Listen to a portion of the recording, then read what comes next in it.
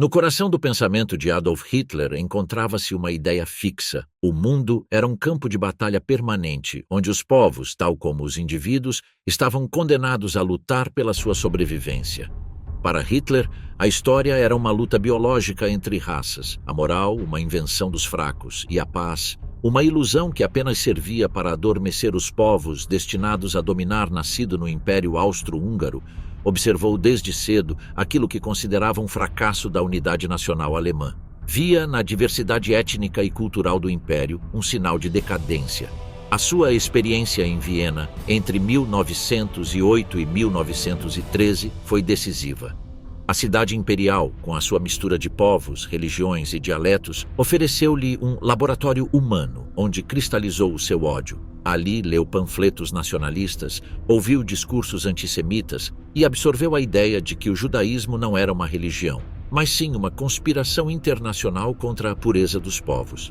Essa crença tornaria-se o eixo central do seu pensamento.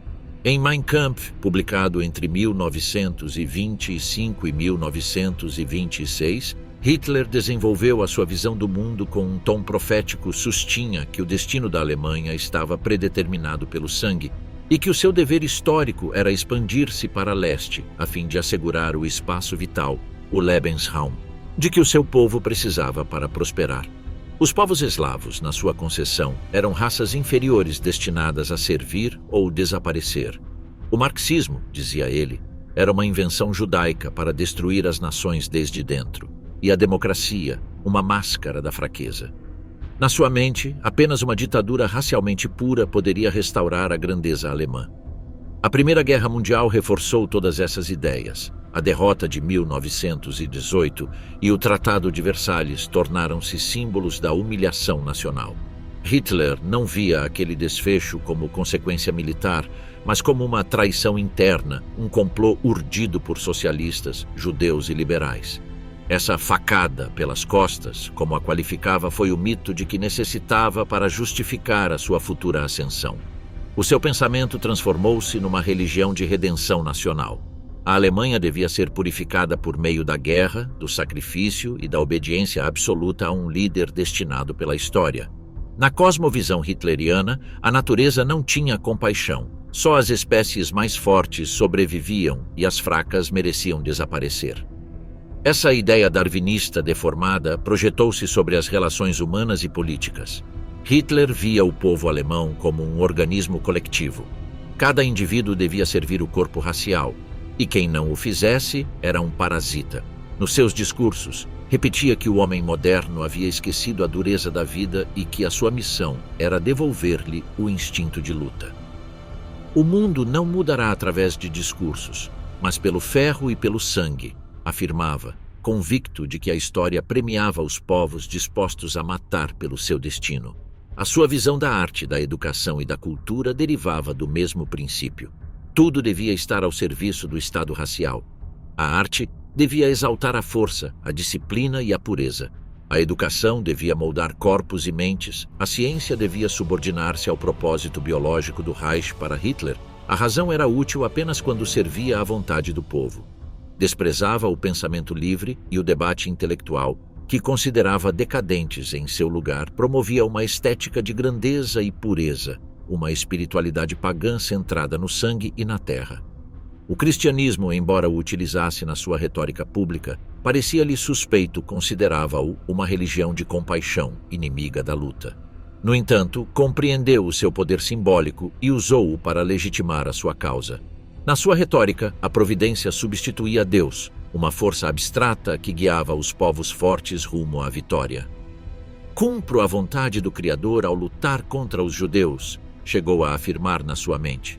O extermínio não era um crime, mas uma obediência divina. Hitler construiu a sua ideologia como um sistema fechado.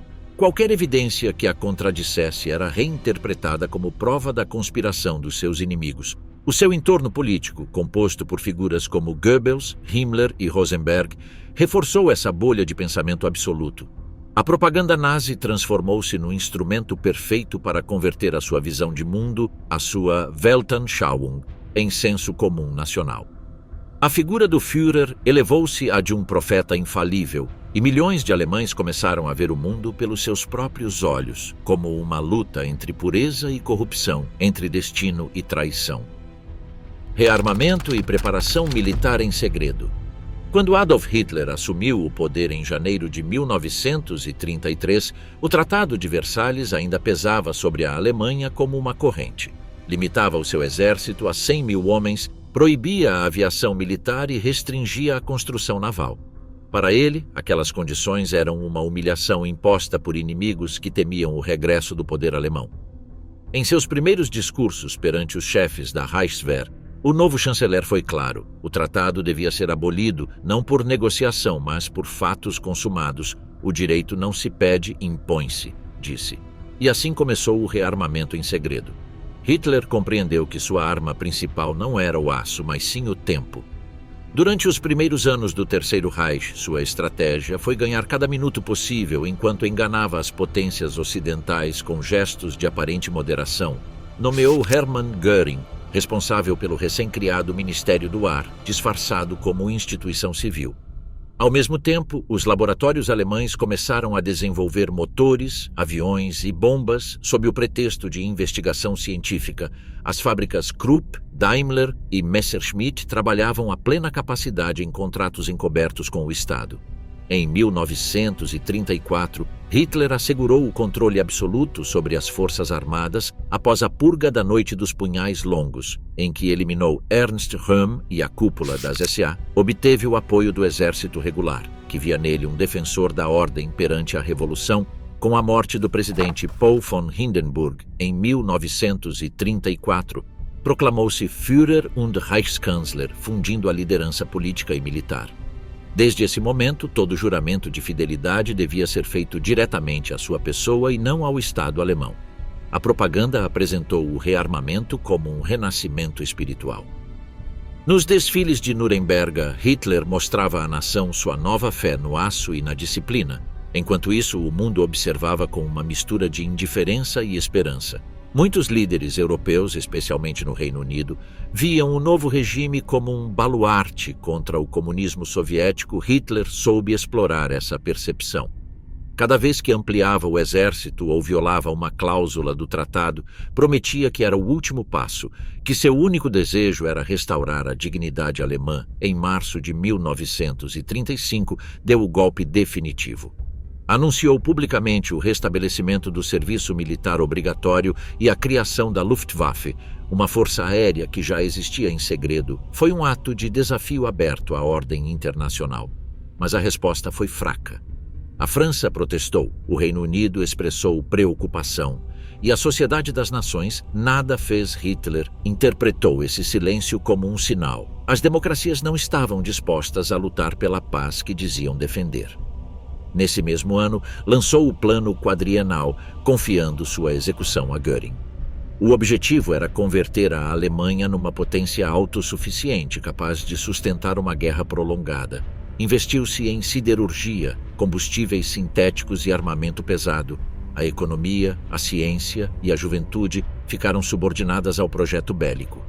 Em março de 1936, as tropas alemãs cruzaram o Reno e remilitarizaram a zona desmilitarizada. Outro ato proibido por Versalhes foi uma aposta temerária.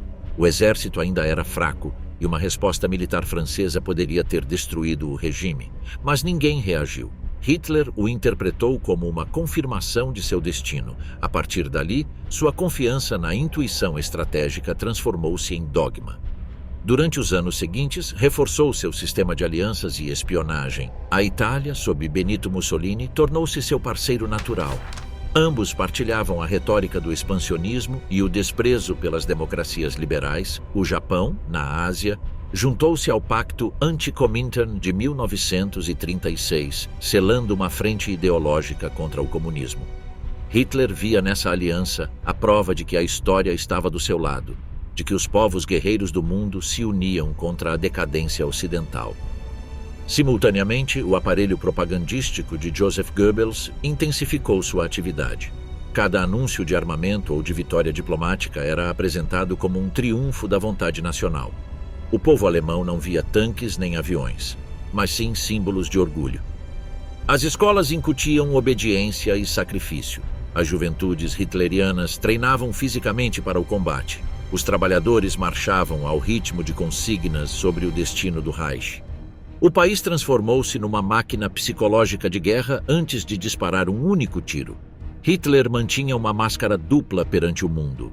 Nos cenários internacionais falava de paz, de cooperação europeia, de respeito entre nações. Em privado, ditava ordens para acelerar a produção de canhões e blindados. Suas reuniões com os chefes militares eram minuciosas, quase teatrais. Pedia relatórios sobre cada calibre, cada avião, cada plano logístico, convicto de que a guerra futura devia ganhar-se antes de começar. Na sua mente, a Alemanha era uma fortaleza sitiada que devia preparar-se para um confronto inevitável. Em 1938, o rearmamento estava quase completo. A Alemanha produzia mais aço do que o Reino Unido e a França juntos. As novas divisões acorazadas, que se tornariam na futura espinha dorsal da Blitzkrieg, estavam prontas nesse mesmo ano.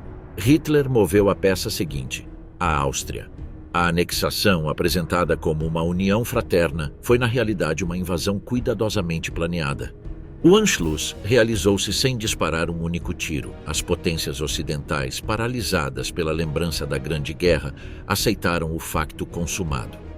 O sucesso austríaco convenceu Hitler de que sua intuição era infalível. Se o mundo não se tinha atrevido a defender Viena, também não o faria com a Checoslováquia. Em setembro de 1938, na Conferência de Munique, conseguiu que as democracias cedem os Sudetos com a desculpa de proteger os alemães étnicos. O que os demais viram como diplomacia, ele interpretou como rendição. Sua estratégia de engano tinha funcionado. A Alemanha reconstruíra seu exército, expandido suas fronteiras e humilhado os seus inimigos, tudo sem uma guerra aberta. A finais de 1938, Hitler estava convencido de que a história o protegia. A Wehrmacht era o instrumento de sua vontade. E a Europa, um tabuleiro dominado pelo medo, só restava dar o passo seguinte: transformar o rearmamento em conquista. A justificação para invadir a Polônia. Na mente de Hitler, a guerra contra a Polônia não era uma agressão, mas uma necessidade histórica. Há muito tempo falava do Lebensraum, o espaço vital que a Alemanha devia conquistar a leste para assegurar a sua sobrevivência. A Polônia, criada após o Tratado de Versalhes, simbolizava tudo aquilo que ele desprezava: uma nação artificial, sustentada pelos aliados e habitada, segundo a sua retórica, por raças misturadas incapazes de se governarem. Para Hitler, a sua mera existência era uma afronta ao destino do povo alemão. Nos primeiros meses de 1939, o seu discurso mudou de tom. Já não falava de justiça nem de reparação, mas de destino. Em reuniões privadas com os seus generais, afirmava que a Alemanha devia actuar antes de que as democracias pudessem reagir. Sabia que o seu exército estava pronto, que a sua indústria podia sustentar a guerra e que a população o seguia cegamente, só faltava construir a justificação. Na sua lógica, o agressor devia apresentar-se como vítima. No início do ano, ordenou à maquinaria propagandística de Goebbels preparar uma narrativa sobre os abusos sofridos pelas minorias alemãs no corredor polaco e na cidade livre de Danzig. A imprensa nazi começou a publicar histórias falsas de camponeses assassinados, mulheres ultrajadas e famílias germânicas perseguidas.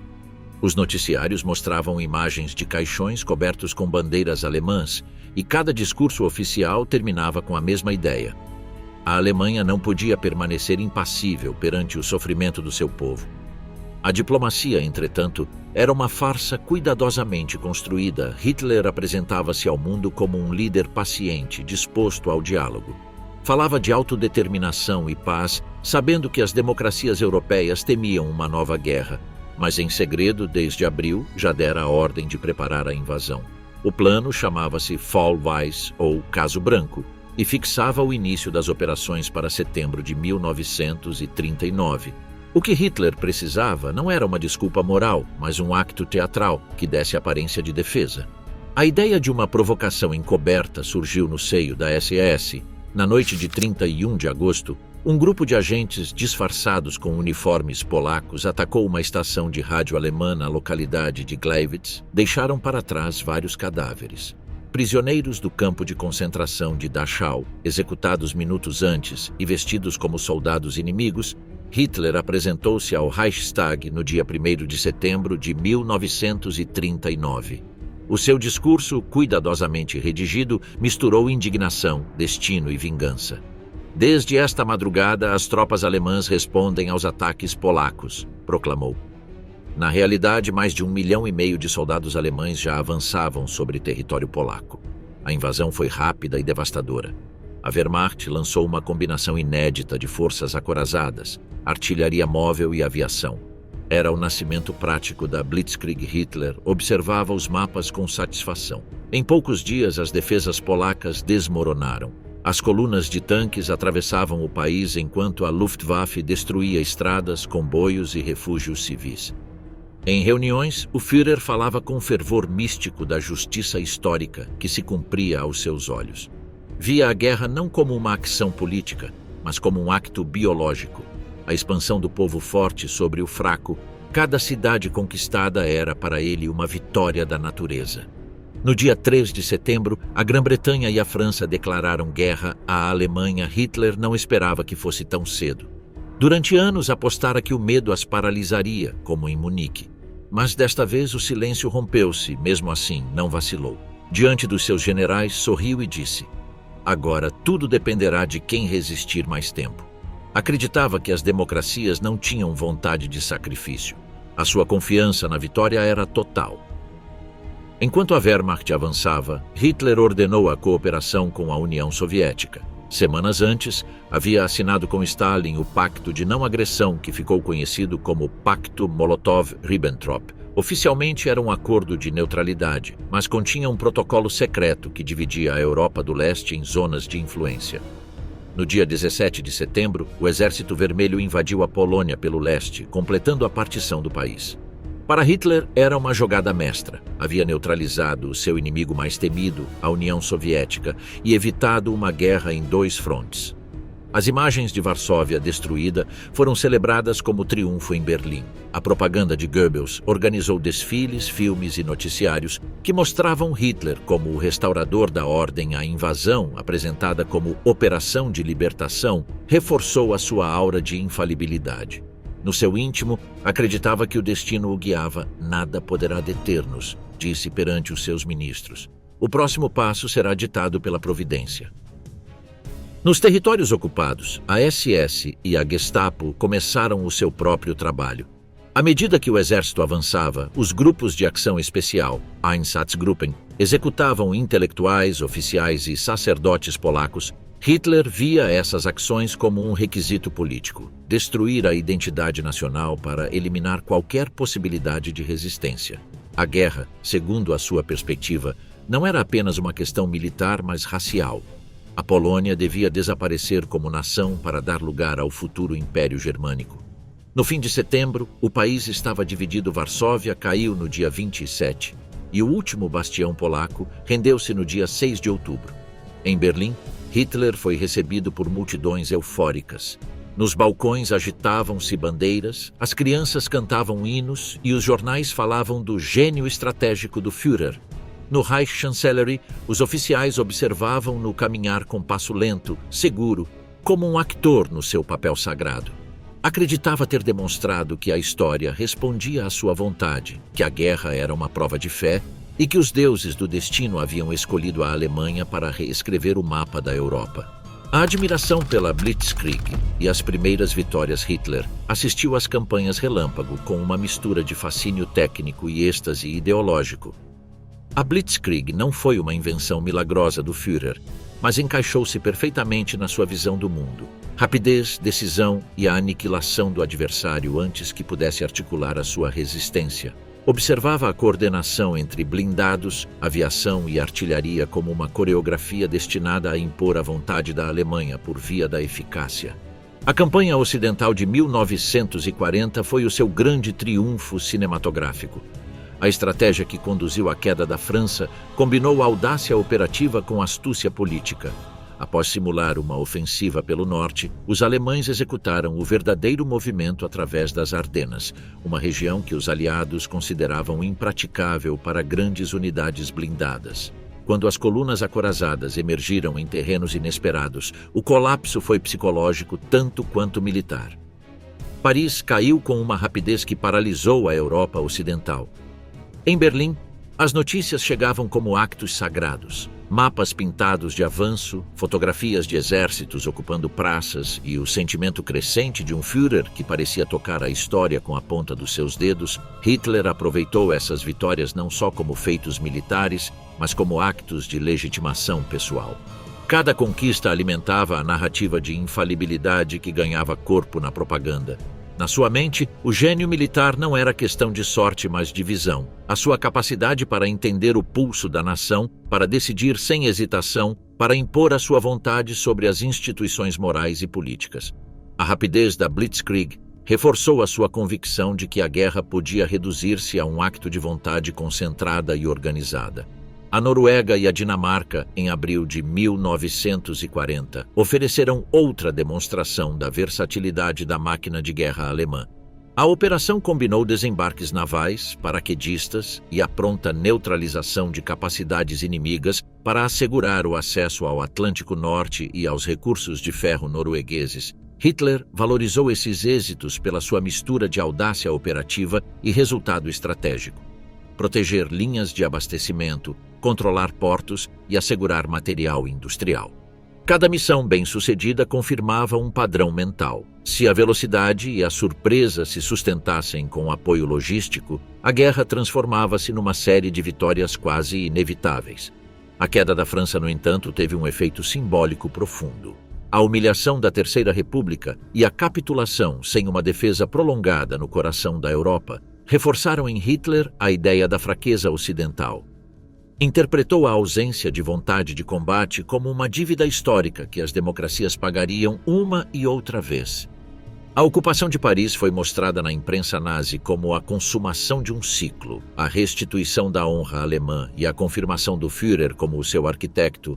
A iconografia do Reich, composta por bandeiras, estandartes e hinos, tornou-se inseparável da narrativa de vitória rápida e total. A Blitzkrieg, vista desde Berlim, parecia justificar tudo na frente, porém, a realidade era diferente em matizes que não alteravam a percepção de Hitler.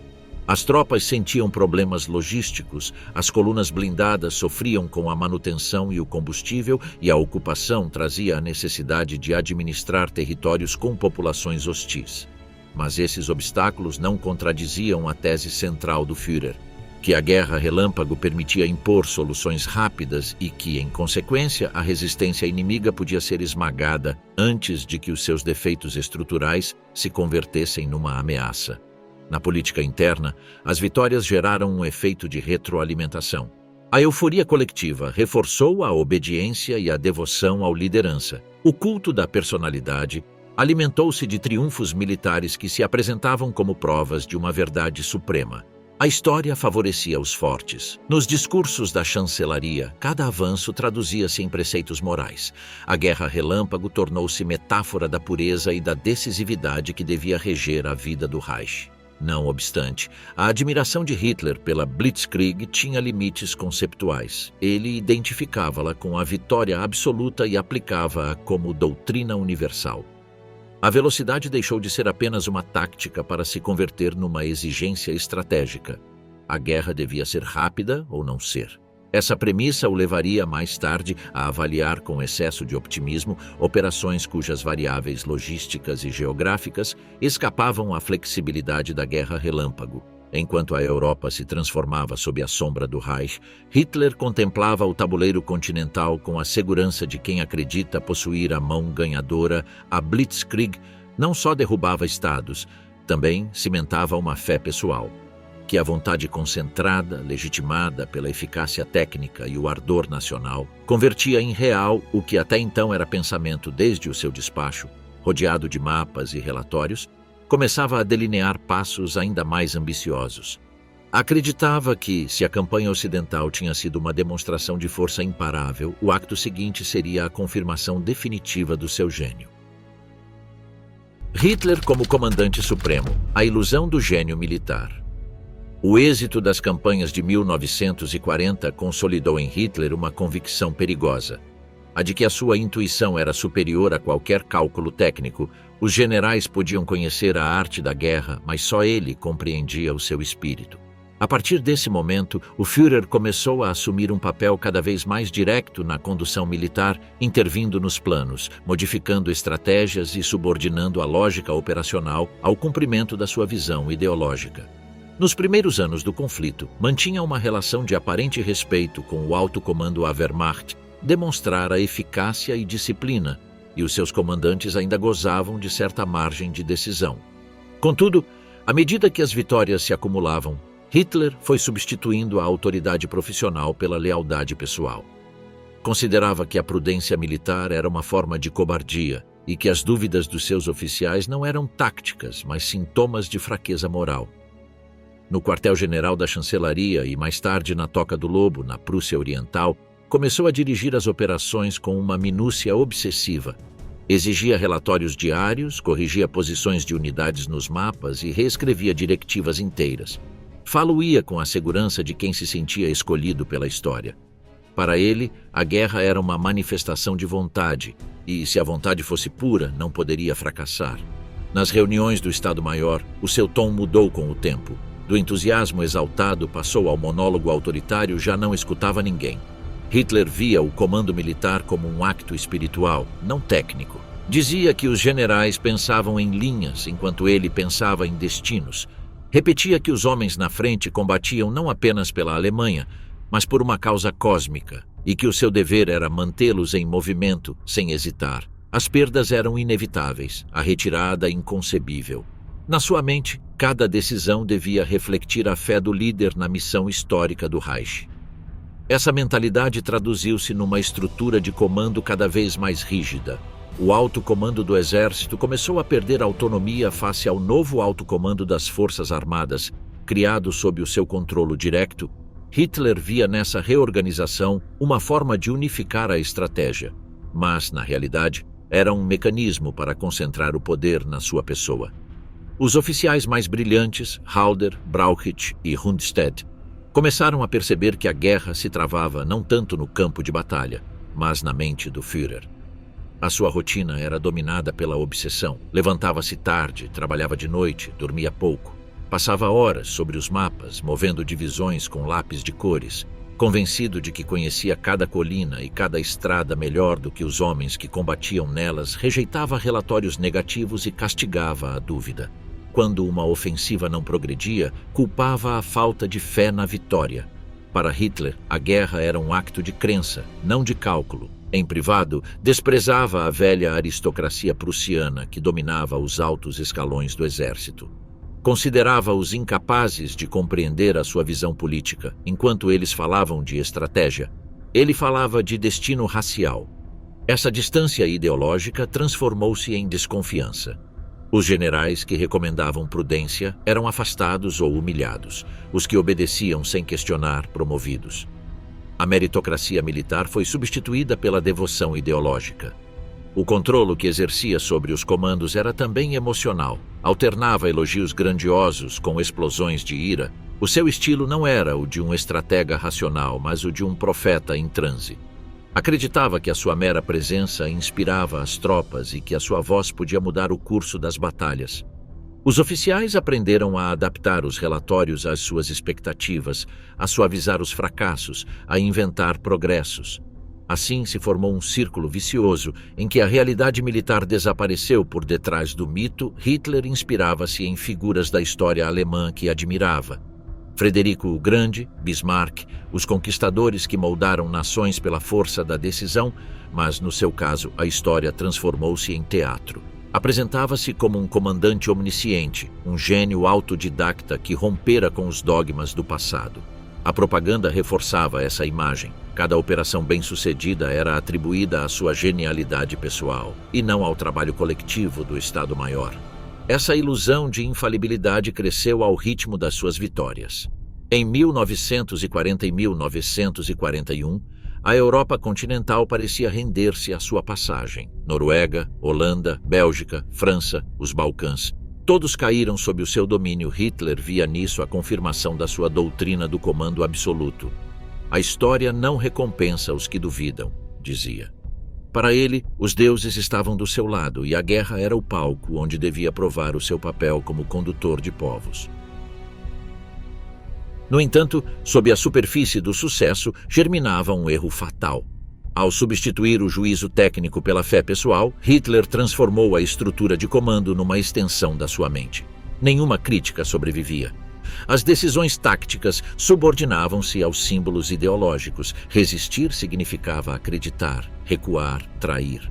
Assim nasceu a rigidez que mais tarde custaria milhões de vidas. No verão de 1941, convencido da sua infalibilidade, Hitler lançou a campanha que considerava o clímax do seu destino, a conquista do leste. O que começara como uma guerra de expansão, transformar-se-ia numa guerra de aniquilação. O ódio ao comunismo e a fantasia do Império Alemão no leste, desde os primeiros anos do nacionalsocialismo, o comunismo representava para Hitler muito mais do que uma doutrina política. Era, na sua visão do mundo, uma ameaça existencial. Identificava-o como uma criação judaica destinada a destruir as nações por dentro e a corromper a pureza racial. Em Mein Kampf, já tinha fixado a equação que guiaria toda a sua política externa: judaísmo igual a bolchevismo. Essa ideia, repetida durante anos, transformou-se na justificação ideológica da guerra total contra a União Soviética. Para Hitler, o conflito com Stalin não era uma disputa de sistemas, mas uma cruzada racial via os soviéticos como raças inferiores, incapazes de criar cultura ou Estado, e por isso condenadas a servir como mão de obra ou a desaparecer. O seu modelo de futuro era um império agrário germânico que se estenderia até aos Urais, abastecendo o Reich de alimento, matérias-primas e escravos. No final de 1940, enquanto ainda combatia no oeste da Europa, Hitler já pensava nessa expansão. A Operação Barbarossa começou a tomar forma na sua mente como uma empresa providencial. No seu discurso interno, a Alemanha devia destruir a União Soviética não apenas por segurança militar, mas para cumprir o seu destino histórico. Na prática, o plano foi concebido com um desprezo absoluto pelas advertências logísticas. Hitler via a vastidão do território soviético não como uma dificuldade, mas como uma oportunidade para demonstrar a superioridade germânica. As ordens preparatórias à invasão deixaram clara a sua intenção. Não se tratava de uma guerra convencional, mas de uma guerra de aniquilação. Os comissários políticos do Exército Vermelho deviam ser executados no acto. As cidades, privadas de abastecimento, seriam deixadas morrer de fome. Os prisioneiros de guerra seriam tratados como sub-humanos. Hitler exigia uma brutalidade sem limites, convencido de que a compaixão era fraqueza. Os altos comandos militares, embora inquietos, obedeceram. No sistema que ele criara, a obediência era sinônimo de lealdade. A 22 de junho de 1941, mais de 3 milhões de soldados alemães atravessaram a fronteira soviética. Foi a maior invasão terrestre da história. Hitler observou o avanço desde a Toca do Lobo, com a emoção de quem contempla a culminação da sua missão. Estava convicto de que bastariam alguns meses para destruir o colosso de pés de barro. Dizia que bastava chutar a porta para que toda a estrutura bolchevique ruísse. No início, os relatórios pareciam confirmá-lo. Em poucas semanas, os exércitos alemães tomaram Minsk, Smolensk, Kiev. Centenas de milhares de prisioneiros soviéticos marchavam para o oeste em colunas intermináveis. Hitler via as imagens e falava delas como de um castigo divino. Cada vitória era para ele uma prova de que a natureza premiava a força e punia a fraqueza. A Blitzkrieg estendia-se agora pelo continente euroasiático como uma religião. Mas por trás das vitórias iniciais começava a germinar a contradição do seu sonho imperial. O território era demasiado vasto, as distâncias inabarcáveis, o inverno aproximava-se e a resistência soviética não se desmoronava como ele previra. Contudo, Hitler não aceitava a realidade. Interpretava cada atraso como falta de fé dos seus generais. O bolchevismo está morto, só não sabe disso, dizia. Ordenou avançar sem descanso rumo a Moscovo, convencido de que uma única grande batalha decidiria o destino do mundo. Ao mesmo tempo, o aparelho de ocupação nazi punha em marcha a outra face do plano: a colonização e o extermínio. Nos territórios conquistados, os Einsatzgruppen receberam ordens diretas de eliminar judeus, comunistas e toda a inteligentsia local. Os massacres na Ucrânia, Bielorrússia e nos países bálticos foram apresentados como medidas de segurança. Para Hitler, eram parte da engenharia biológica do seu império. Limpar o solo de elementos indesejáveis para repovoá-lo com colonos alemães. O chamado Generalplan Ost, elaborado pela SS sob supervisão de Himmler, projetava o deslocamento ou eliminação de mais de 30 milhões de pessoas. Nos documentos internos falava-se de evacuação, mas o sentido era claro: a germanização total do leste. As aldeias seriam destruídas, as crianças selecionadas por traços raciais, as colheitas confiscadas para alimentar o Reich. Hitler imaginava uma paisagem ordenada, com quintas modelo e estradas imperiais, habitada apenas por germanos puros. Era a utopia racial convertida em plano de Estado em Berlim. A propaganda mantinha a narrativa do triunfo inevitável. O Führer surgia rodeado de mapas, indicando avanços, prometendo a queda iminente de Moscovo. No seu discurso de 3 de outubro de 1941, declarou que a União Soviética já estava quebrada e não voltaria a erguer-se. Mas a poucos quilômetros da capital russa, o avanço estancou. O inverno chegou antes do previsto. As temperaturas caíram a 40 graus negativos. Os tanques não arrancavam, as armas congelavam, as divisões não tinham agasalhos. Os generais pediam recuar e reorganizar as linhas, mas Hitler proibiu. Não podia aceitar que a sua visão do destino alemão fosse desmentida pelo clima ou pela resistência de um povo que considerava inferior. O soldado alemão deve aprender a suportar o sofrimento, gritou numa reunião. A sua decisão condenou dezenas de milhares de homens a morrer congelados nas estepes. No entanto, a derrota não alterou a sua convicção. A guerra no leste era sagrada e devia continuar até ao extermínio do inimigo. O fracasso perante Moscovo marcou o início do fim do mito da invencibilidade, mas no íntimo do Führer apenas reforçou a sua obsessão. Convencido de que a própria natureza lhe tinha dado uma missão, Hitler agarrou-se ainda mais à sua fantasia imperial. Na sua mente, o leste continuava a ser a chave do futuro alemão. Uma terra imensa, purificada pela violência, onde o seu povo reinaria por 1000 anos. A realidade, porém, começava a fracturar essa ilusão. A União Soviética não estava vencida. As suas fábricas produziam mais armas, os seus exércitos reagrupavam-se, e o inverno não fazia distinções raciais. O Holocausto como parte central do projeto de guerra. Para Hitler, a questão judaica não era um problema social a resolver dentro do Reich.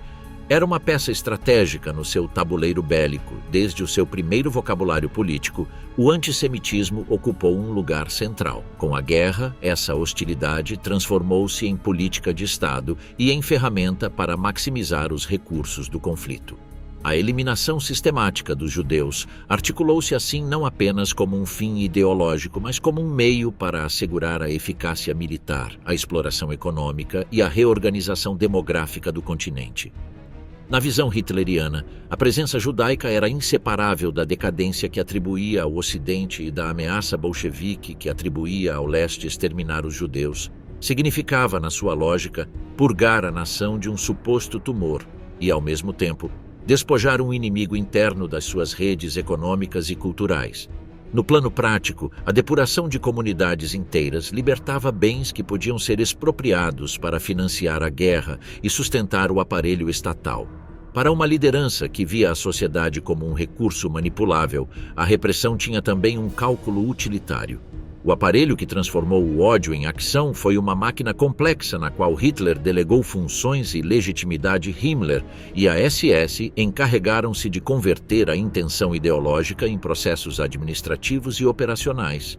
As unidades móveis de extermínio, os Einsatzgruppen, seguiram o avanço da Wehrmacht em 1941, executando massacres em massa nas retaguardas soviéticas. As matanças em Babi Yar, em Kiev ou nas vastas planícies ucranianas foram apresentadas como medidas de segurança destinadas a eliminar possíveis focos de resistência e a aniquilar aqueles que, por etnia ou filiação política, eram considerados inimigos. A logística do crime evoluiu com a guerra. O que começou como execuções em valas abertas foi racionalizado e tecnificado. Campos, guetos, deportações e, finalmente, centros industriais da morte. O estabelecimento de campos de concentração e de extermínio como Auschwitz-Birkenau, Treblinka, Sobibor e Belzec correspondeu a uma planificação metódica onde a burocracia se combinou com o impulso genocida. Documentos, ordens, listas de transporte e registros contabilísticos mostram como a eficiência administrativa foi colocada ao serviço do objetivo criminal. Para Hitler e os seus colaboradores, a capacidade de organizar o aniquilamento era uma demonstração de controle total sobre a sociedade e sobre a guerra. A Conferência de Wannsee, em janeiro de 1942, simbolizou a conversão do antissemitismo em política de Estado à escala europeia. Ali, altos funcionários do Reich coordenaram mecanismos de deportação e tratamento das populações judaicas dos territórios sob controle alemão. Desde a perspectiva do Führer, essas decisões não eram erros morais, mas passos lógicos na consolidação de um império racial que exigia a supressão do que considerava impuro.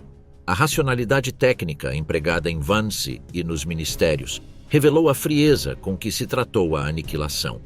A morte foi calculada, medida e organizada com a mesma minúcia com que se planeavam ofensivas e abastecimentos. Hitler via também uma dimensão instrumental no uso da mão de obra prisioneira. Os campos não foram apenas lugares de extermínio. Transformaram-se também em fontes de trabalho escravo para a indústria de armamento e para a economia dos territórios ocupados. Empresas alemãs e administrações militares beneficiaram do trabalho forçado. A exploração econômica alinhava-se, assim, com o objetivo bélico, manter a produção e o abastecimento em condições de escassez. Na mesa de trabalho do Führer, a lógica era clara. Se a guerra exigia recursos, a repressão podia fornecê-los. A relação entre guerra e genocídio expressou-se também na marginalização das normas internacionais. Sob o pretexto de segurança, suspenderam-se convenções, anulou-se a proteção de civis e redefiniu-se a lei como instrumento de exceção. Hitler viu nisso a oportunidade de formalizar práticas que, em tempos de paz, seriam impensáveis. A exceção da guerra justificou, no léxico do regime, medidas extraordinárias aplicadas sistematicamente contra judeus e outros grupos perseguidos. Mesmo quando a cúpula militar advertia para os riscos estratégicos e logísticos de dedicar recursos à repressão massiva, Hitler insistia que a destruição dos elementos indesejáveis era inseparável do êxito militar. No seu cálculo, permitir a existência de comunidades consideradas subversivas era um risco maior do que qualquer desgaste bélico. Além disso, a política de terror interno servia para aterrorizar populações inteiras e reduzir a possibilidade de sabotagem ou resistência nos territórios ocupados. A repressão converteu-se assim num instrumento de pacificação e controle territorial. O custo humano destas decisões foi incalculável, e para a máquina do Estado nazi foi também uma variável integrada na planificação.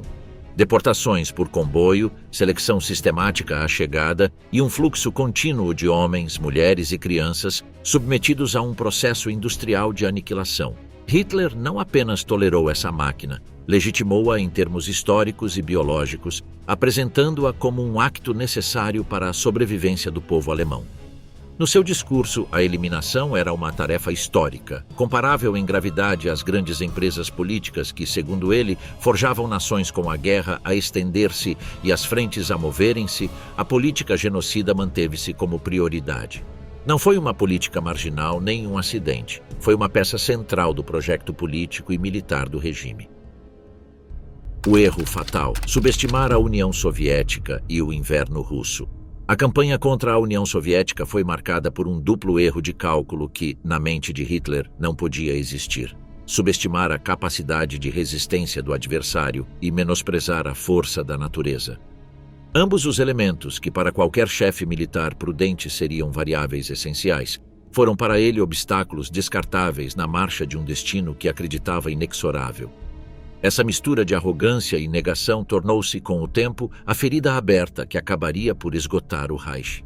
No verão de 1941, a magnitude da invasão ultrapassou qualquer precedente. Mais de 3 milhões de homens, milhares de carros de combate e centenas de aviões avançaram para leste com um ritmo avassalador.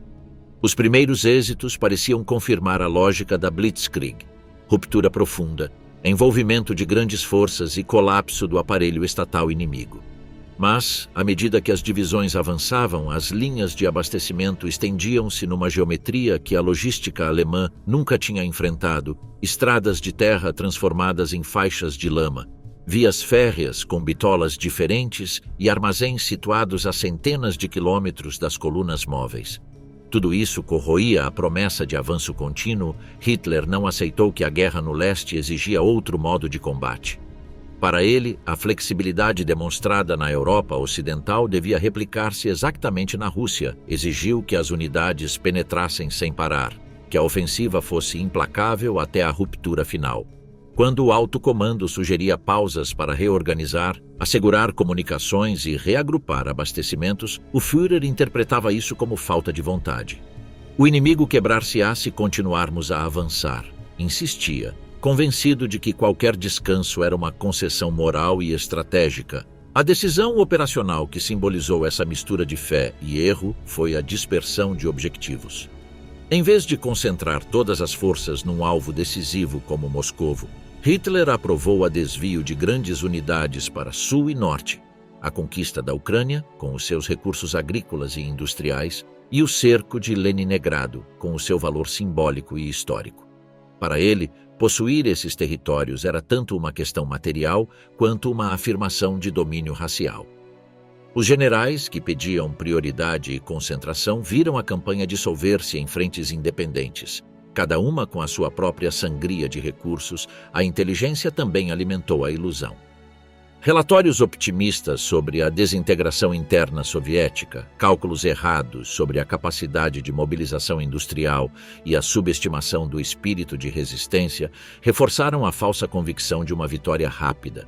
Hitler, que já vivia numa esfera de certezas, acolheu essas leituras como confirmação.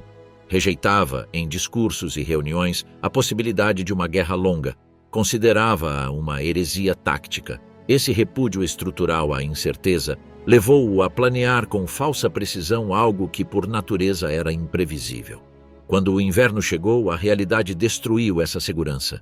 O frio russo não foi uma metáfora. Foi uma máquina que desarticulou logística e homens. Temperaturas extremas congelaram carburadores, solidificaram lubrificantes e reduziram a mobilidade das máquinas. As vias tornaram-se armadilhas. Os caminhões ficaram imobilizados e a falta de roupa de inverno e de ração transformou as tropas em vítimas do clima tanto quanto do combate. Problemas logísticos, falta de vestuário adequado, insuficiência de peças de reposição, rupturas nas cadeias de abastecimento, revelaram que o avanço fora possível apenas devido à audácia momentânea, não pela sustentabilidade do esforço. Hitler, longe de admitir que a natureza erguera uma barreira, interpretou o estancamento como prova de cobardia ou traição. Os pedidos de retirada ou reorganização foram por ele entendidos como actos de rendição moral. Em vez de delegar nos seus chefes militares poderes técnicos plenos, endureceu ordens e proibições, não recuar, manter posições a qualquer custo, punir com severidade qualquer iniciativa local que contrariasse a linha superior.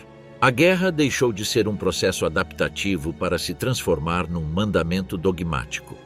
Essa sacralização da estratégia teve consequências concretas.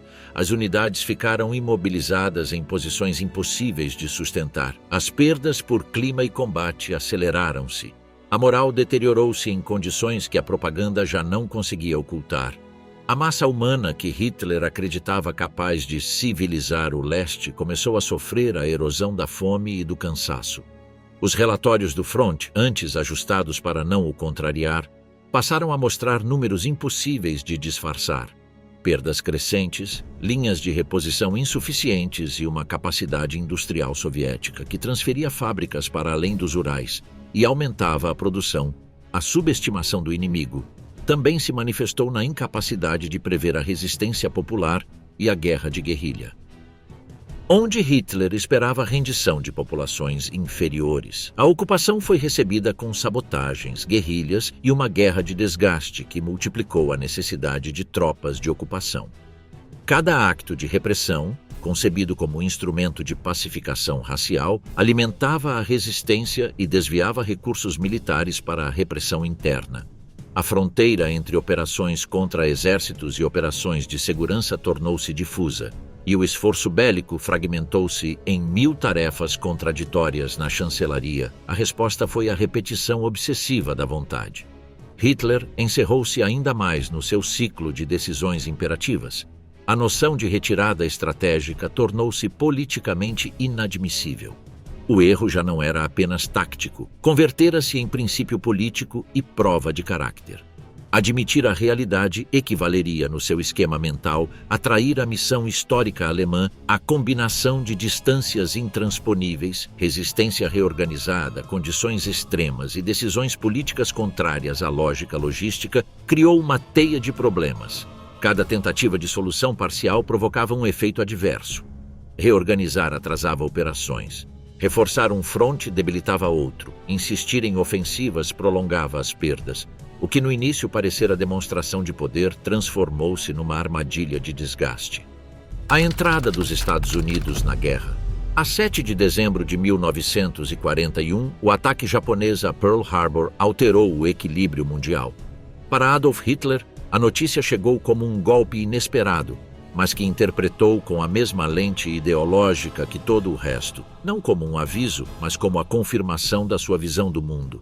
Durante meses, os serviços de inteligência informavam-no de tensões crescentes entre o Japão e os Estados Unidos. No entanto, nem os estrategas mais otimistas do alto comando acreditavam que Tóquio atacasse diretamente uma potência tão industrializada. Quando a rádio anunciou o bombardeamento de Pearl Harbor, Hitler reagiu com uma mistura de euforia e alívio. Na sua visão, a entrada do Japão significava a abertura de um segundo frente que distrairia os inimigos ocidentais do Reich. Era, segundo ele, a aliança dos povos guerreiros contra os impérios do dinheiro e da decadência. A 11 de dezembro, sem ter sido atacada por Washington, a Alemanha declarou guerra aos Estados Unidos. A decisão não foi consultada com os comandos militares nem com os seus conselheiros diplomáticos. Foi um acto de impulso ideológico. Hitler considerou-o inevitável. Se o mundo estava dividido entre duas ordens irreconciliáveis, a confrontação total devia consumar-se. No seu discurso perante o Reichstag, falou de Franklin D. Roosevelt como o porta-voz do judaísmo internacional e apresentou a guerra como uma cruzada contra o capitalismo e o comunismo, agora unidos num mesmo bloco. A entrada dos Estados Unidos alterou as proporções da guerra de um modo que nem sequer ele conseguia medir. Até então, a Alemanha se tinha enfrentado a potências europeias com recursos limitados ou desorganizados. Agora devia lutar contra um continente industrial com capacidade quase infinita de produção. Em 1942, as fábricas norte-americanas começaram a fabricar mais aviões, tanques e navios do que toda a Europa combinada. Mas Hitler, preso à sua própria fé na vontade sobre a matéria, desdenhou os números. Nas reuniões nocturnas do quartel-general, repetia que o verdadeiro inimigo não estava nas frentes, mas nas mentes corruptas que manuseavam a imprensa e a economia. A guerra, dizia ele, devia converter-se num confronto global entre civilizações. Essa interpretação ideológica impediu-o de ver a dimensão logística do conflito que ele próprio provocara. Enquanto os Estados Unidos multiplicavam a sua produção, a Alemanha permanecia ligada aos recursos que conseguia extrair dos territórios ocupados e a um sistema industrial que já mostrava sinais de fadiga. A sua reação foi intensificar o controle político interno. As derrotas parciais no fronte oriental, o fracasso em Moscovo e o início dos bombardeamentos aliados sobre a Alemanha empurraram-no para uma retórica de resistência total. Nos seus discursos de 1942 e 1943, Hitler falou da guerra mundial final entre os povos do espírito e os do dinheiro. Exigiu ao povo alemão um sacrifício absoluto. O inimigo já não era um exército, era o mundo inteiro. A propaganda de Joseph Goebbels adaptou o relato. As fábricas trabalhavam sem descanso enquanto a população suportava o racionamento e os primeiros bombardeamentos. Nos noticiários mostravam-se imagens de ruínas com música heróica de fundo, exaltando a resistência. Hitler aparecia em público com menos frequência, mas quando o fazia, a sua figura continuava a projetar autoridade. As massas ainda o viam como o homem que devolvera o orgulho nacional, não como o líder que empurrara a Alemanha para um abismo cada vez mais profundo. Internamente, o Führer permanecia convencido de que o curso da guerra podia ser revertido com uma manobra decisiva. Apesar dos avisos de seus generais, recusou-se a retirar tropas da frente oriental. Preferia perder divisões inteiras a reconhecer que o sonho de dominar a Eurásia havia terminado. Em suas conversas privadas, a entrada dos Estados Unidos era descrita como um acidente, uma provocação do sionismo internacional. Na realidade, ele havia se transformado no arquiteto involuntário de uma guerra impossível de vencer. Os aliados, enquanto isso, consolidavam uma coalizão sem precedentes. A cooperação entre Estados Unidos, Grã-Bretanha e União Soviética unificou recursos, inteligência e estratégia. A produção em massa de material bélico na América e o abastecimento à União Soviética por meio de rotas como o Ártico transformaram a superioridade material em uma avalanche. Hitler sabia disso, mas rejeitava toda comparação quantitativa. As máquinas não vencem os homens, insistia. Sua fé na vontade coletiva alemã continuava sendo seu argumento final.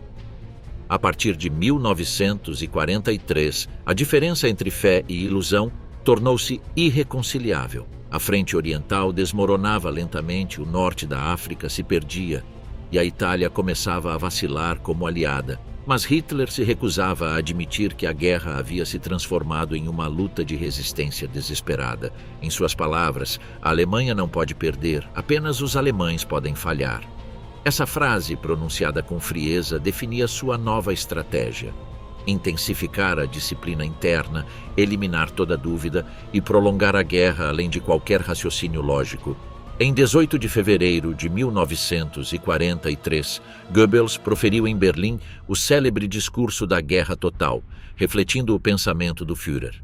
Era a admissão tácita de que o sonho imperial havia fracassado, mas também a tentativa de transformar o desastre em uma epopeia de sacrifício.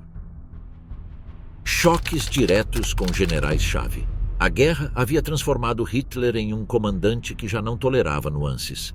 Sua autoridade absoluta dentro do Reich o acostumara a um ambiente onde toda discrepância era interpretada como traição. No fronte militar, essa psicologia o colocou frente aos mesmos homens que, nos primeiros anos, haviam executado suas ordens com brilhantismo.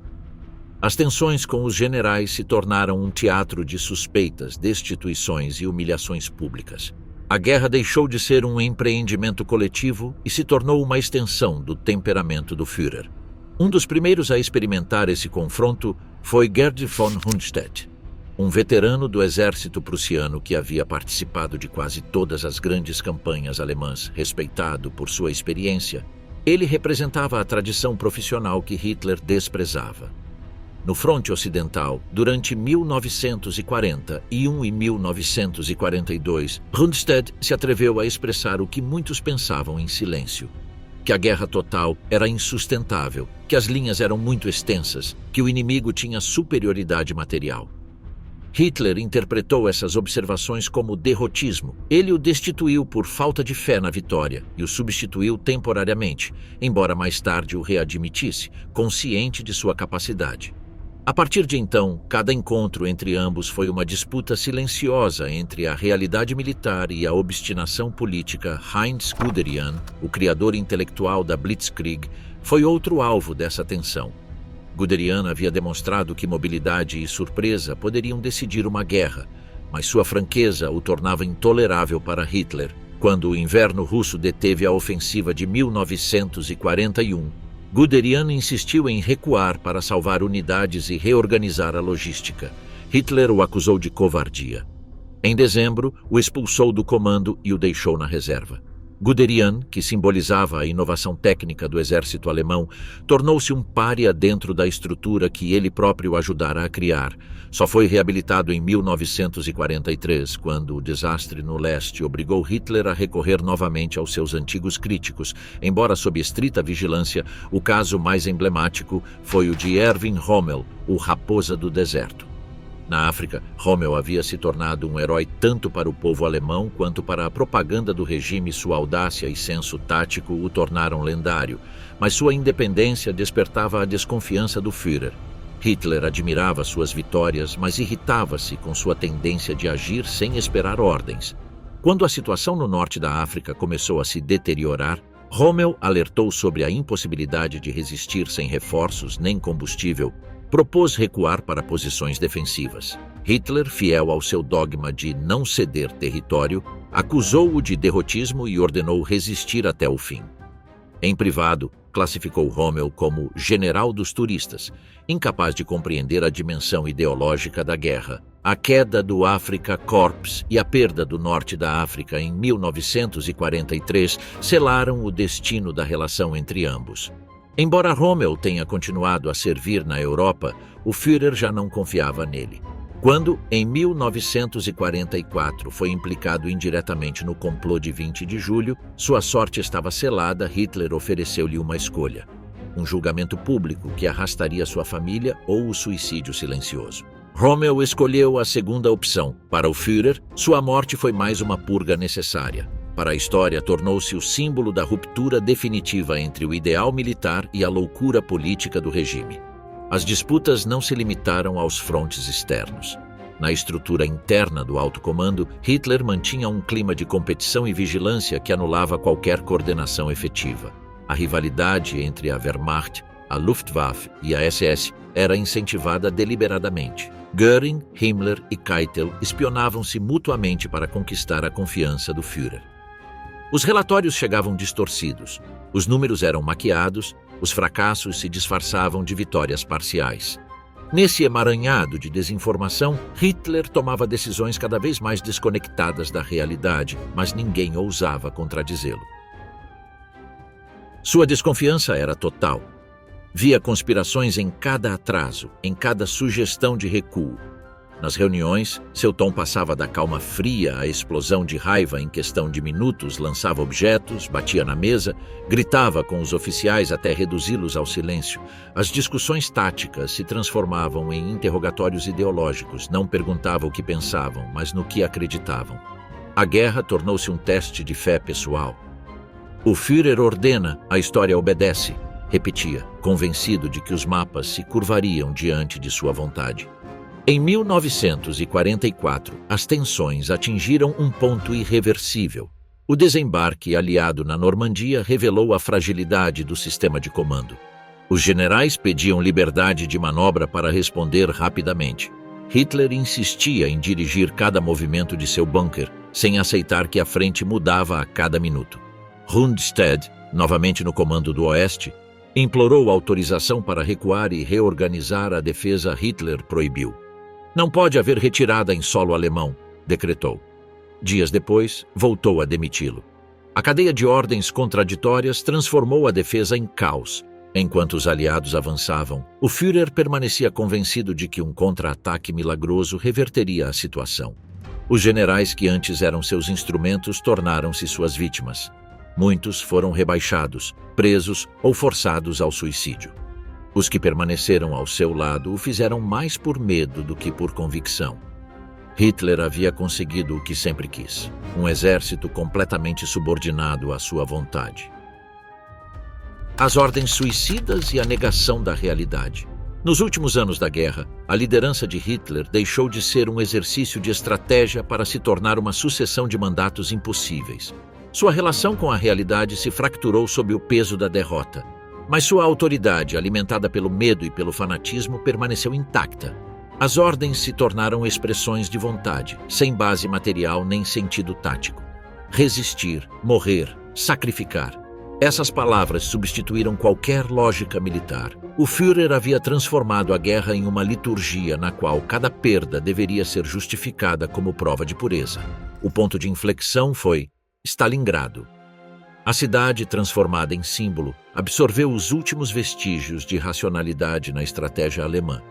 Desde o verão de 1942, Hitler insistia em conquistá-la não por seu valor industrial, mas por seu nome. A vitória deveria ser uma humilhação direta para Stalin. Quando as tropas do Sexto Exército, comandadas pelo general Friedrich Paulus, ficaram cercadas pelas forças soviéticas no inverno de 1942, os comandantes pediram permissão para romper o cerco e recuar. Hitler proibiu.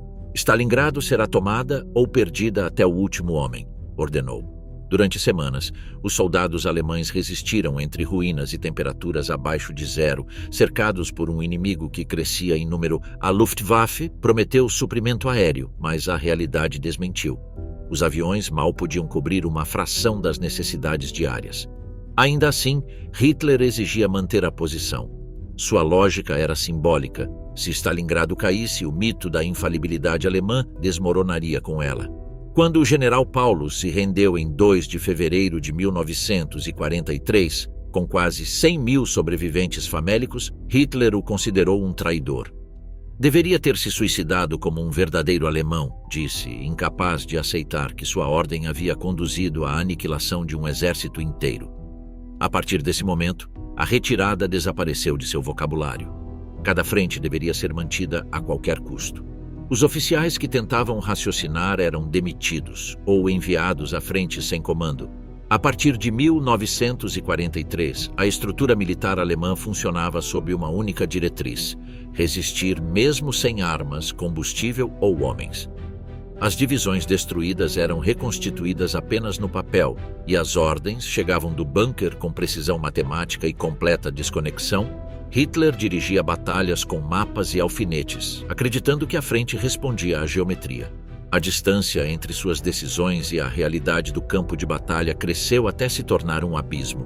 O mesmo fenômeno se repetiu em Kursk, no verão de 1943. Hitler insistiu em lançar uma ofensiva gigantesca para recuperar a iniciativa no leste, convencido de que um golpe decisivo poderia reverter a maré. Os generais advertiram que a surpresa havia sido perdida, que os soviéticos estavam preparados e que a superioridade material do inimigo já era esmagadora. Ele ignorou todos os relatórios. A Operação Cidadela terminou em catástrofe. Milhares de tanques destruídos, perdas irreparáveis e o fim definitivo da ofensiva alemã no fronte oriental. Mas para Hitler, as causas não eram logísticas nem estratégicas, e sim espirituais. "Faltou-nos fé", murmurou diante de seus oficiais, enquanto apontava o mapa com uma mão trêmula. Conforme o Reich recuava, a magnitude das ordens suicidas aumentava.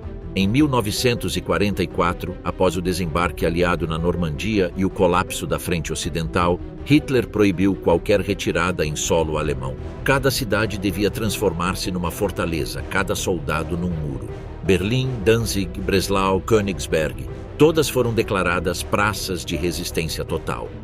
A consigna era uma sentença: quem se rendesse seria executado, quem sobrevivesse devia resistir. Enquanto isso, os civis eram recrutados em milícias improvisadas. As crianças da juventude hitlerista recebiam rifles e consignas de glória, e a SS executava sumariamente aqueles que tentavam fugir. A decomposição do Estado disfarçava-se de disciplina. Hitler via no sofrimento do povo uma forma de redenção nacional. As perdas eram inevitáveis, a derrota impossível. Na retórica do Führer, cada cidade destruída era uma oferenda à grandeza alemã. A propaganda de Goebbels falava em sacrifício heróico, enquanto as bombas aliadas devastavam Hamburgo, Dresden e Berlim. Nos relatórios militares, os números de baixas eram omitidos ou transformados em cifras abstratas, impossíveis de discutir. A verdade era um luxo que o regime já não podia permitir. O isolamento do Führer atingiu o seu auge em 1945. Enclausurado no bunker da chancelaria, cercado de secretários, ajudantes e um círculo de oficiais fiéis, Hitler continuava a ditar ordens a exércitos inexistentes. Exigia movimentos impossíveis, reclamava divisões fantasmas, insistia em contra-ataques a partir de frentes que já não existiam. Os seus ajudantes traçavam as linhas nos mapas, sabendo que essas unidades tinham sido destruídas semanas antes, mas ninguém se atrevia a corrigi-lo. As reuniões tinham se tornado rituais de obediência. Todos acenavam com a cabeça, todos fingiam que a guerra continuava. À medida que o cerco soviético se fechava sobre Berlim, as suas ordens adquiriram um tom de purga. Mandou fuzilar oficiais acusados de fraqueza, ordenou destruir infraestruturas essenciais para evitar que o inimigo as utilizasse e dispôs a queima de arquivos e obras de arte. A sua lógica final era simples e devastadora. Se a Alemanha tinha falhado na sua missão histórica, deveria desaparecer com ele. O povo alemão traiu-me. disse na sua última conferência militar. Não merece sobreviver. A ruptura total, a conspiração de 20 de julho de 1944. O atentado de 20 de julho de 1944 foi mais do que uma tentativa de assassinato. Representou o colapso interno da fidelidade cega que sustentava o regime durante anos. A figura de Hitler havia sido intocável dentro da hierarquia alemã. O juramento pessoal de lealdade, instaurado desde 1934, transformava qualquer oposição em crime sagrado, mas à medida que a guerra se tornava uma catástrofe, um grupo de oficiais, diplomatas e membros do Estado-Maior começou a conceber o impensável: eliminar o Führer para salvar o que restava da Alemanha. O general Klaus von Stauffenberg, mutilado na África e testemunha do colapso do Reich, encarnou a contradição de uma elite militar que havia servido com disciplina ao regime, mas que agora o via como destruidor da nação juntamente com ele. Uniram-se oficiais como Henning von Treschow, Ludwig Beck e Erwin von Witzleben, entre outros. O plano era simples em conceito e quase impossível de executar: assassinar Hitler, tomar o controle de Berlim através da Operação Valkyria, um plano de emergência concebido originalmente para sufocar insurreições internas e negociar a paz com os aliados antes da ocupação completa do país. Em 20 de julho, Stauffenberg participou de uma reunião no quartel de Rastenburg com uma bomba escondida em sua pasta. Ele colocou o artefato sob a mesa onde Hitler revisava mapas com seus oficiais. Às 12h42, a explosão destruiu a sala, matou 4 pessoas e feriu vários participantes, mas Hitler sobreviveu. A mesa de carvalho absorveu boa parte do impacto e salvou sua vida. Esse detalhe mudou o curso da história. As horas seguintes foram uma combinação de confusão e destino. Em Berlim, os conspiradores acreditaram por um breve momento que o Führer havia morrido. Ativaram a Operação Valkyria, mobilizaram tropas, prenderam membros das SS e começaram a emitir ordens em nome de um novo governo provisório. Mas a voz de Hitler, transmitida pelo rádio de Rastenburg naquela mesma noite, destruiu qualquer esperança. Estou vivo e a vingança será terrível, disse ele. O golpe desmoronou em questão de horas. Hitler interpretou o atentado não como um ato de desespero patriótico, mas como a confirmação de sua visão de mundo, uma rede de traidores internos dispostos a destruí-lo por dentro. A suspeita, que durante anos havia sido uma ferramenta de controle, tornou-se obsessão total. Ele ordenou uma purga imediata. Milhares de pessoas foram presas em questão de dias. Os tribunais do Volksgerichtshof, dirigidos por Roland Freisler, transformaram os julgamentos em espetáculos públicos de humilhação. Os acusados eram insultados, espancados e pendurados com cordas de piano, seus corpos exibidos como advertência. O círculo de poder se estreitou ainda mais. Hitler já não confiava em ninguém fora de seu entorno imediato, via inimigos mesmo entre os mais devotos. Os poucos generais que tentaram raciocinar com ele foram afastados ou forçados à aposentadoria. A cadeia de comando, já enfraquecida, transformou-se em um labirinto de terror. Nenhum oficial sabia se seu superior sobreviveria à semana seguinte. A política do medo paralisou a tomada de decisões e destruiu os últimos vestígios de cooperação militar. Psicologicamente, o atentado marcou a transição definitiva de Hitler para o isolamento paranoico. Sua saúde deteriorou-se visivelmente. Tremores incontroláveis, insônia, episódios prolongados de raiva. Passava dias sem dormir, trancado em seu bunker, revisando mapas com uma mão que já não podia segurar o lápis com firmeza. Falava da providência como escudo pessoal. Só a força do destino me protege, repetia, convencido de que sua sobrevivência era prova de escolha divina. A repressão posterior não apenas eliminou os conspiradores, mas qualquer pessoa que tivesse expressado dúvidas no passado, oficiais, funcionários, sacerdotes e membros da aristocracia, foram executados sem provas. Nos meses seguintes, mais de 5.000 pessoas foram assassinadas no contexto da purga. A Alemanha, que Hitler havia prometido unificar sob um ideal, afundava agora em uma onda de violência voltada contra si mesma. O fim no bunker, do Messias do Reich ao líder afundado. O Führer, outrora onipresente, havia se transformado numa sombra enclausurada no subsolo, dirigindo um império que já só existia nos mapas sobre sua escrivaninha.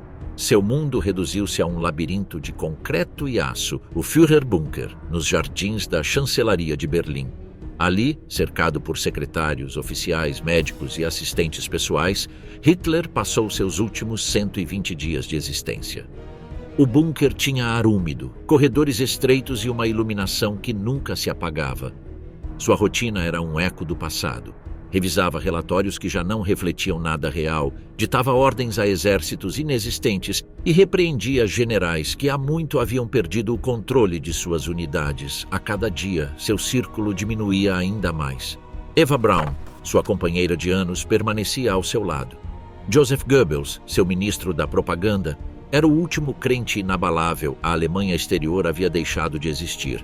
Berlim era um campo de ruínas. Crianças da juventude hitlerista patrulhavam as ruas com lança-granadas, civis morriam sob os bombardeios e os abrigos estavam saturados. Hitler, no entanto, recusava-se a abandonar a capital. Dizia que seu destino deveria cumprir-se ali, onde começara sua grandeza. Sua crença na providência tornou-se um dogma final. Se o povo alemão havia falhado, deveria ser destruído junto com ele. A deterioração física de Hitler era evidente. Sofria tremores constantes, mal conseguia caminhar e seus discursos haviam se tornado monólogos erráticos. Falava de contra-ataques impossíveis, de divisões que já não existiam, de armas secretas que mudariam o curso da guerra. Seus auxiliares fingiam tomar notas.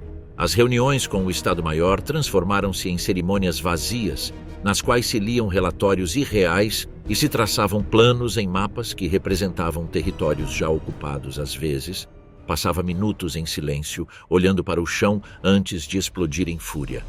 Em abril de 1945, quando as tropas soviéticas cruzaram o Oder e se aproximaram de Berlim, Hitler ainda ordenou uma defesa total. Divisões formadas por adolescentes, idosos e restos de unidades destruídas receberam a ordem de lutar até o fim.